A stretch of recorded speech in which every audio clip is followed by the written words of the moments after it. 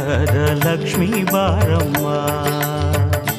ನಮ್ಮ ಭಾಗ್ಯದ ಲಕ್ಷ್ಮೀ ಬಾರಮ್ಮ, ನೀ ಭಾಗ್ಯದ ಲಕ್ಷ್ಮೀ ಬಾರಮ್ಮ,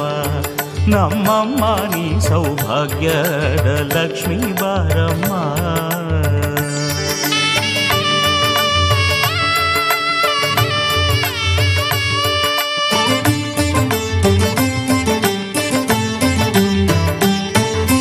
ಹೆಜ್ಜೆಯ ಮೇಲೆ ಹೆಜ್ಜೆಯ ನಿಕ್ಕುತ